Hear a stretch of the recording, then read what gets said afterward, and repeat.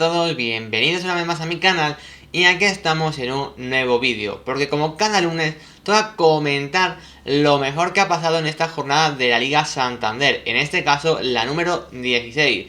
En cualquier caso, antes de entrar en materia, podéis dejar un like y podéis suscribiros si aún no lo estáis, porque todo apoyo se agradece una barbaridad y así seguimos haciendo crecer al canal. Como digo, jornada número 16 de la Liga, vamos a mirar ya los resultados. Elche 0, Celta de Vigo 1, nueva derrota del equipo ilicitano, mismo resultado y con sorpresa del Valencia-Cádiz, donde el equipo andaluz consiguió sacar los 3 puntos de Mestalla. Luego, al día siguiente, el sábado, tuvimos un auténtico partidazo entre Villarreal y Real Madrid. Luego hablaremos más de este partido. Más tarde, el Mallorca consiguió una victoria importantísima frente al Real Valladolid por 1-0. Y cerramos el sábado con ese Español 2, Girona 2 en el derbi catalán. Ya ayer domingo, el Almería perdió en casa 0-2 frente a la Real Sociedad. También perdió en casa el Rayo Vallecano 1-2 frente al Real Betis. El Sevilla, también al igual que sus vecinos de ciudad, consiguieron ganar 2-1, en este caso al Getafe. Y ya para finalizar, como todos sabéis, Atlético de Madrid y FC Barcelona se enfrentaban anoche y ganó el FC Barcelona por 0-1 en el feudo del equipo rojiblanco. Queda hoy, esa noche, también otro partido muy interesante entre Athletic Club y Osasuna. Con estos resultados vamos a ver ya la clasificación, donde con la derrota del Real Madrid y la victoria del FC Barcelona se vuelve a marcar una breve distancia entre los dos mejores equipos del fútbol español. El FC Barcelona saca 3 puntos de diferencia. La Real, que sigue sumando, sigue tercera ahora con más claridad. El Betis vuelve a entrar en Champions tras su victoria y la derrota del Atlético de Madrid. Quien escala ahora sí bastantes puestos es el Villarreal, que ya está en puestos de Europa League, aunque puede que caiga si el Athletic gana esta noche. Por abajo también tenemos bastantes cambios, porque más allá de la derrota del Elche, que evidentemente sigue último, ha condicionado mucho la victoria tanto de Celta como de Sevilla como de Cádiz, haciendo que el Español ahora se quede como penúltimo por su empate y el Cádiz, que sigue en descenso pero al menos ha avanzado un puesto en la clasificación y además está ahí empatado a puntos con el Sevilla. Por lo tanto, bastantes de los equipos de abajo han ganado en esta jornada y como veis la clasificación ha cambiado bastante. Ya con todo esto comentado, voy a decir cuáles son para mí las 5 claves de esta jornada número 16. Y como primera clave quiero empezar a comentar el primer partido de esta jornada, el que enfrentaba al Elche frente al Celta, pero para hablar del Elche, que precisamente es el último clasificado de la Liga Santander. Voy a hacerlo centrándome en un nombre, pero que bueno, se puede resumir un poco en lo que está haciendo el equipo ilicitano en general. Y es que Pedro Vigas cuajó uno de los peores partidos que recuerdo yo a un central en esta temporada y casi en los últimos años en nuestra liga. Fue un partido absolutamente terrible de un central que ya tiene mucha experiencia en la liga. Pero bueno, creo que lo de Pedro Vigas, como he dicho, es un poco el resumen de la situación que está viendo el Elche prácticamente en general. Creo que el partido frente al Celta no fue precisamente el peor partido del Elche esta temporada a nivel colectivo. Creo que el Celta, aunque sí tuvo mejores primeros minutos, en el cómputo general no fue muy superior. El Elche incluso tuvo tramos de balón durante el partido, pero creo que está teniendo ahora mismo un problema que ya a principio de temporada se estaba viendo que le iba a costar mucho. Y es que al equipo le falta calidad, le falta nivel. Creo que no solo en este caso es cuestión de actitud o cuestión de moral, sino también es cuestión de nombres. Creo que si repasamos las plantillas, el Elche tiene una de las plantillas más flojas de toda la primera división. Seguramente más allá de Garbadía, que volvió a ser protagonista con 5 o 6 paradas decisivas y aún así no sirvieron para sumar ni un solo punto, el resto de los jugadores no son jugadores que tengan nivel claramente de primera división. Seguramente Mascarell sí lo sea, seguramente también el mejor Pere Amilla también lo sea. Lucas Boyé en su mejor rendimiento es evidente que también lo es, pero ese Lucas Boyé lleva 1 año y medio desaparecido. Entre lesiones y bajo ritmo competitivo no estamos viendo una buena versión del delantero argentino y por eso creo que al final el nivel del Elche respecto a sus jugadores me parece bastante bajo. Sobre todo porque es un equipo que está sufriendo mucho, tanto arriba como atrás. Para empezar, arriba tiene ahora mismo jugadores que no están acertados de cara a portería. Frente al Celta tuvieron ocasiones, de hecho exigieron a Marchesín, al portero argentino, que tuvo que hacer un buen partido, pero es que los delanteros no están acertados y da igual quién juegue. Evidentemente Lucas Boyé es el más notorio porque seguramente también es el que tenga a priori más nivel de todo, pero como digo, Lucas Boyé no está acertado. Roger está muy lejos de la versión que le vimos en ese muy buen Levante, y luego otros jugadores como ese Ponce desde el banquillo tampoco están sumando. Es verdad que por ahí de vez en cuando aparece Peremilla con algún gol, que normalmente está jugando en banda o de segunda punta, pero es que sigue siendo insuficiente. Y si arriba no están marcando, aún me parece más problemático lo que está pasando atrás. Y por eso me sentaba en el nombre de Pedro Vigas. Lo de Pedro Vigas frente al Celta de Vigo fue absolutamente un partido tétrico. No solo por el nivel que mostró, que fue bajísimo, pero como el de toda la defensa del Elche durante esta temporada, sino que encima la agresión al final del encuentro que hace que le expulsaran, pues evidentemente no tiene ningún tipo de sentido. Y creo que es más un fruto de la impotencia, de ver que el equipo no es capaz, tanto desde lo individual como desde el colectivo. Y en este caso, realmente el Elche tiene que reforzar muchísimo la defensa en el mercado de invierno. Al final es un equipo que tiene falta de nivel, ya lo sabemos, pero en este mercado tienen que intentar reforzar las posiciones defensivas sea como sea, porque en este partido ha sido Vigas, pero es que Diego González tampoco ha dado el nivel, cuando ha estado en Zorroco tampoco, Federico Fernández vino a ayudar y solamente ha jugado un partido. Verdú, que para mí era uno de los mejores años anteriores, este año tampoco está nada bien y muchas veces ha salido expulsado. En general, el Elche ahora mismo no tiene ni un solo central que le dé una mínima garantía de competitividad. Por eso mismo, Edgar Badía, aunque es un portero espectacular, no puede hacer milagros y como digo, va a 5 o 6 paradas por partido y aún así el Elche no consigue sumar puntos. El Elche tiene que salir rápido de esta situación, yo lo veo realmente complicado y aunque no llevamos ni la mitad de la liga, han pasado 16 jornadas, a día de hoy casi que se puede decir que el Elche tiene pie y medio en segunda división, pero no solo por la puntuación que tienen, que evidentemente es muy baja, sino porque seguramente son un equipo que por nivel y por jugadores sea equipo de segunda división, aunque esto suene muy duro. Pero bueno, como segunda clave de la jornada vamos a alegrarnos un poco más porque toca dar pues esos talentos mediapuntas zurdos que tenemos en la liga, bajitos que tanto siempre nos gustan a todos, y es que nos vamos al Mallorca para hablar un día más de Kang In Lee. Y voy a hablar de un partido donde el surcoreano tan solamente jugó media hora. Pero claro, ¿qué media hora?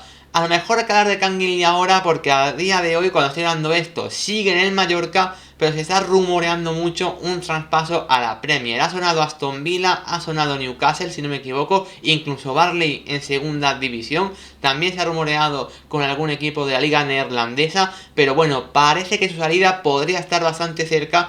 Y lo cierto es que el Mallorca no puede prescindir de un jugador así. Evidentemente, si la oferta es muy golosa por el jugador surcoreano, tendrán que venderlo. Esto evidentemente aquí no hay nada que hacer. Pero si pueden mantener a Kang In Lee como sea, creo que es un jugador que tienen que aprovechar al 100%. Porque en un partido de esta jornada donde el Mallorca parecía que no iba a sacar los 3 puntos y que ya estaba todo sentenciado para el empate, en un partido que de hecho estaba bastante igualado, apareció Kang In Lee para ser decisivo en tan solamente media hora. Y como digo, fue suplente, no sé si porque estaría algo cansado, si los rumores sobre su marcha tienen algo que ver, pero el caso es que es un jugador que mientras esté en la plantilla de Mallorca tiene que jugar de titular. Y como digo, en un día complicado y donde el propio Murici incluso no tuvo un buen partido, le costó muchísimo al delantero kosovar. En el caso de que cuando entró Kang In Lee, el partido cambia por completo. Jugó de media punta con total libertad, cayendo a izquierda, cayendo a derecha y sobre todo siendo importantísimo en el balón parado, que así fue como llega el gol el minuto 94 de Adon Prat, que le da la victoria al conjunto balear con un centro muy bueno de Kang In Lee, que ya suma una nueva asistencia esta temporada.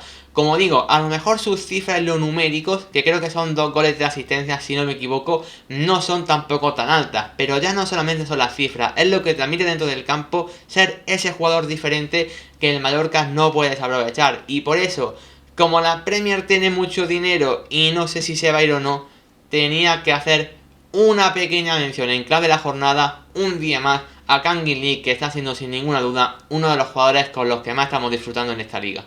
Y Kangin Lee es jovencísimo, pero es que también lo es, y cambiamos de continente para hablar de un jugador brasileño que lo está haciendo realmente bien en el Betis. Evidentemente hablo de Luis Enrique, un futbolista que cuando llegó pues despertaba bastante expectación, como cualquier extremo brasileño que realmente siempre pues se destaca mucho a ver qué puede hacer, si realmente tiene un potencial tan alto. Yo creo que le costó un poco en sus primeros partidos, es evidente que el cambio desde la liga brasileña hasta la española es muy grande, pero que poco a poco se irá afianzando en el puesto, poco a poco ha ido encontrando un muy buen nivel y creo que a día de hoy es un jugador que es titular sin ninguna duda en este Real Betis Balompié. Sabemos además que está pasando por una situación complicada, murió su padre hace poco y a pesar de eso, bueno, no le está impidiendo demostrar un muy buen nivel en el extremo derecho del conjunto verde y blanco. En esta última jornada, en el partido frente al Rayo Vallecano, el Betis sumó una victoria importantísima para seguir estando en los puestos de ahí arriba y creo que sin ninguna duda el mayor protagonista fue este jugador, Luis Enrique, que como digo, es un jugador que tiene muchísimas habilidades de la banda derecha. Además es un jugador que cuando entra por dentro también tiene capacidad para crear cierto desequilibrio, no simplemente se ancla en esa banda derecha. Y por eso es un jugador que con el paso de la jornada a mí cada vez me está convenciendo más. Además, como digo, en esta jornada creo que ha realizado su mejor partido como bético, al menos en liga, haciendo una muy buena jugada donde hace un 1-2 en la frontal del área, le pega con la pierna derecha y marca un auténtico golazo que además fue el 1-2 que le daba la victoria al equipo verde y blanco. Por lo tanto, apostemos por este tipo de talentos. Sabemos que el B tiene esa zona de media punta. Cuando Canales, Fekir, Juanmi, todos estos estaban muy bien, parecía que había poco hueco para que los jóvenes jugadores como Rodri, como para el propio Luis Enrique, acabasen entrando titulares. Pero entre la lesión de Juanmi y que Canales no pase tampoco por su mejor momento y demás, parece que ahora mismo el jugador brasileño se ha hecho con un sitio titular en esa banda derecha. Por lo tanto, yo estoy muy de acuerdo con Manuel Pellegrini, seguiría dándole continuidad en ese costado derecho porque ahora mismo es uno de los jugadores más diferenciales del Betis, como ya se está viendo en esta última jornada, y precisamente ha sido en esta última donde se ha mostrado su mejor nivel. Como cuarta clave de la jornada voy a seguir hablando en el extremo derecho, porque esta jornada había un partidazo, que no lo voy a comentar en la siguiente clave, porque básicamente ha habido otro que ha sido aún mejor. Pero bueno, es que teníamos un Atlético de Madrid-Barcelona, un partido que hay que admitir que ha sido un poco raruno, donde el FC Barcelona empezó mejor, pero luego el Atlético de Madrid estuvo mejor sobre todo en la segunda parte, pero a pesar de eso no marcó, pero fue un partido bastante raro, ¿por qué no decirlo? Y la verdad es que a nivel individual tampoco sobresalieron tantísimos jugadores, pero al final la victoria se la lleva el Fútbol Club Barcelona. Y aquí tengo que hablar de un jugador que a mucha gente le encanta, que mucha gente lo odia, creo que no hay término medio, y es que Ousmane Dembélé es un jugador anárquico para lo bueno y para lo malo. Esto ya lo hemos comentado muchísimas veces, no es nada nuevo. Es que creo que desde el Mundial con Francia, donde se le criticó bastante porque la verdad es que su nivel no fue muy bueno, donde la final además fue bastante mala, lo cambian en la primera parte, comete el penalti y demás, ya sabemos la historia.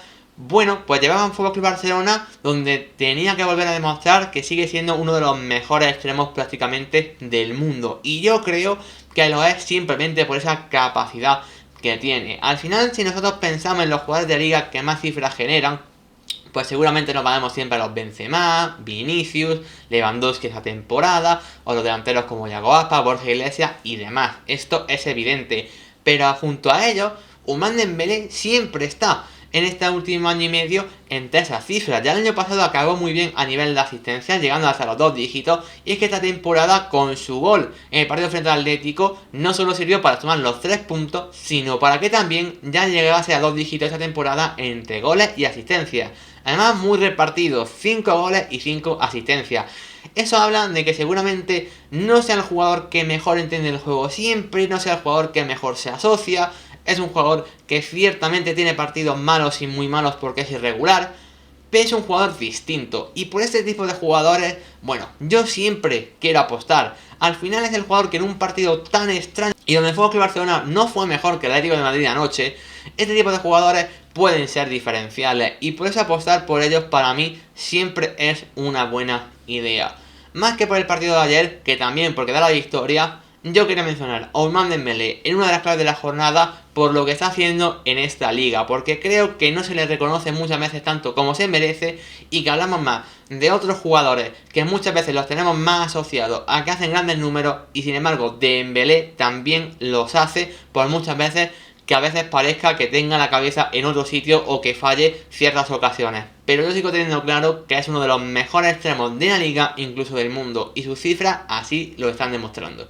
Y como última clave de la jornada, la que siempre dedico para comentar para mí el partido más interesante de dicha jornada, bueno, el Atlético de Madrid contra el Fútbol Barcelona son dos grandes del fútbol español, pero claro, es que el partido que más cosas nos han dejado era otro auténtico partidazo, el que enfrentaban a Villarreal y Real Madrid.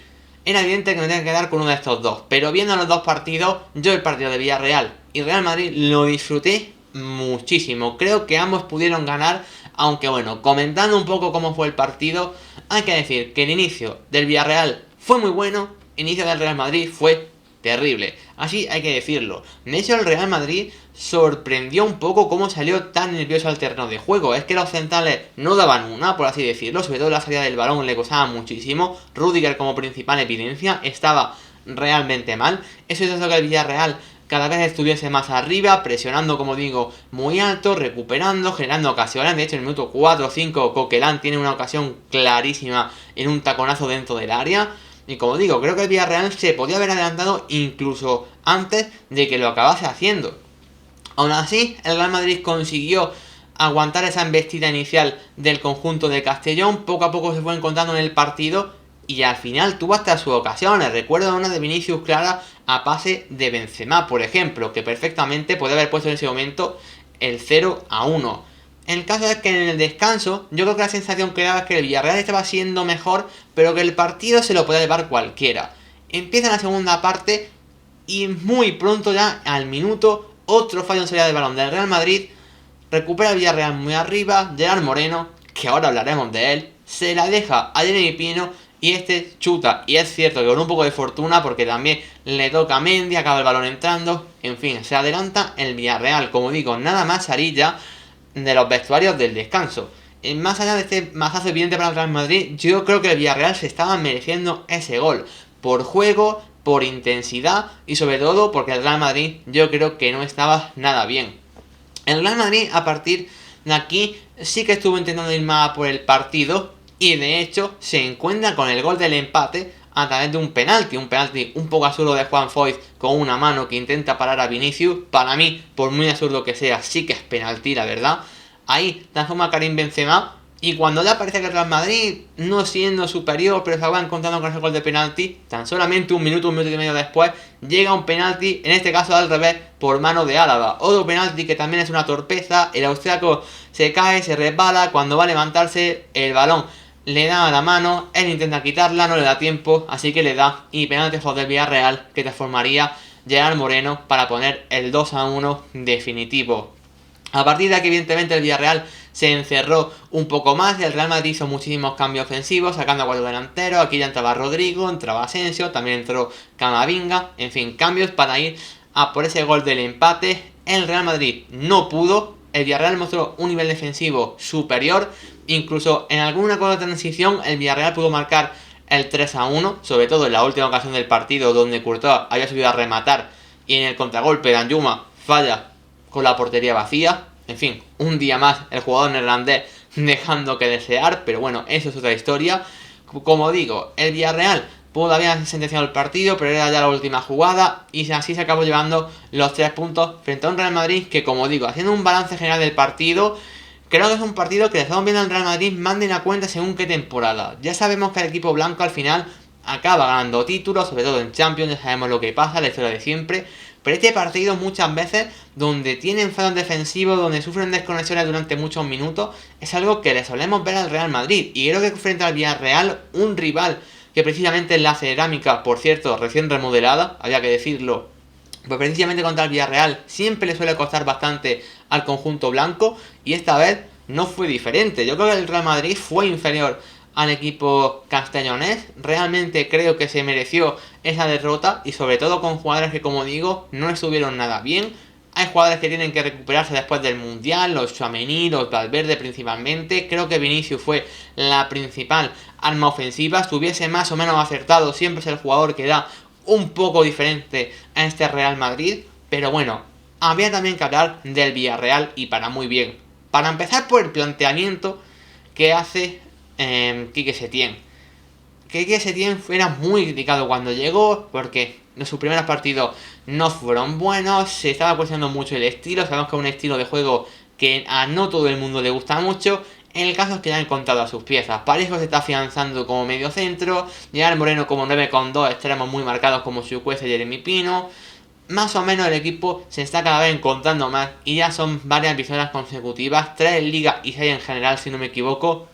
Y esto evidentemente tiene que hablar muy bien de un Villarreal que, como digo, es un equipo que realmente jugó muy bien y sobre todo ganó un partido. Es verdad que en líneas generales todos estuvieron muy bien, pero creo que más allá de Quique Setién, que ganó totalmente a Ancelotti la partida a través de la táctica y del juego, también hay que mencionar, por supuesto, el nivel de Albiol en la zaga. Albiol estuvo espectacular, saca una acción donde Benzema estaba solamente en un 1 para 1 frente a él y lo frena espectacular. Dentro del área siempre sacando balones, sabemos que Albiol es uno de los mejores centrales de la liga, pero como digo, es que creo que estuvo realmente bien. También haciéndole la cobertura a Foy muchas veces para ayudarlo contra Vinicius. A mí el partido de Albiol me encantó.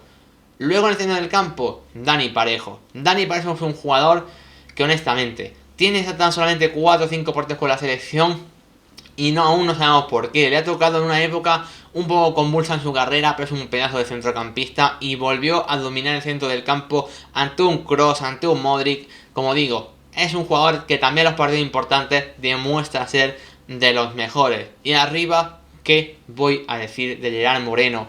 Si es que lo que no hemos perdido de Gerard Moreno en estas últimas temporadas por culpa de la lesión es demasiado injusto. Es un jugador que es una maravilla verlo, encima jugando ahí como de 9 móvil, que se movía por todos lados, con muchos jugadores ocupando su posición. El partido de Gerard fue una barbaridad, más allá del gol de penalti y más allá de la asistencia. Si a estos tres que nombro, jugadores como, por ejemplo, Chukwueze hizo un partido que a mí personalmente me encantó, Alex Baena ahora jugando como interior, se movió por todo el campo, hizo un trabajo defensivo espectacular. En general, yo creo que el Villarreal hizo un partido muy completo, pero hay que señalar esos jugadores veteranos, ese Albiol, ese Parejo, ese Gerard Moreno, que bueno, son líderes de cada una de las líneas del Villarreal dentro del campo y frente al Real Madrid estuvieron realmente espectaculares y que además son jugadores clave para que el Villarreal con esta nueva racha ya haya vuelto a entrar en Europa, un sitio donde tenía que pelear desde el principio de temporada y que le estaba costando. Pero en este caso, el mejor equipo de esta jornada, sin ninguna duda, no solo por el rival que tenía enfrente, sino por el partido que hizo en general, ha sido el Villarreal de Quique Setién. Y hasta aquí el resumen y análisis de la jornada número 16 de la liga. Como dije al principio, si os ha gustado podéis dejar un like y suscribiros si aún no lo estáis, porque todo apoyo sabéis que se agradece una barbaridad para seguir creciendo. Un saludo y hasta la próxima.